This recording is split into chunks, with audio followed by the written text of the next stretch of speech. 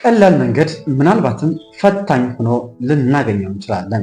በአንድ ወቅት ጫካ ውስጥ የምትዘምር ድንቢጥ ወፍ ነበረች። አንድ ገበሬ በትላትል የተሞላ ሳጥን ይዞ በጫካ ውስጥም ያልፍ ነበረ። ድንቢጧም ገበሬውን አስቆመችውና በሳጥን ውስጥ ምን እንደያዘና የትስ ነው የምትሄደው በማለት ጠየቀችው። ገበሬው ትላትሎች እንደሆኑና በጥቂት ላባዎች ለመቀየር ወደ ገበያ እየሄደ እንደሆነም መለሰ። እኔ ብዙ ላባዎች አሉኝ፣ አንዱን ላባዬን ገንጥዬ ለአንተ እሰጥሃለሁ፣ እኔም ትላትል ከመፈለግ አርፋለሁ አለች።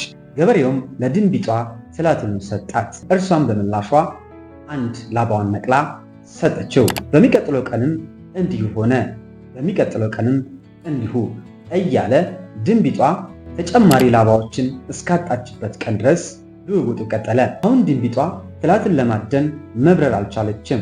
ድንቢጧ አስቀያሚ ሆነች፣ መዘመሩንም አቆመች። ብዙም ሳትቆይ ሞተች። የዚህ ታሪክ ሞራላዊ አስተምህሮ በጣም ግልጽ ነው።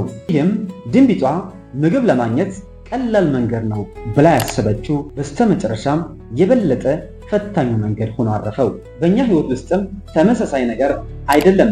ብዙ ጊዜ ቀላሉን መንገድ እንፈልጋለን። ይህ ግን የበለጠ ፈታኝ መንገድ ሆኖ ያርፋል። ነፃ ምሳ የለም። ሚላ ነበር። ቸር ተመኘው።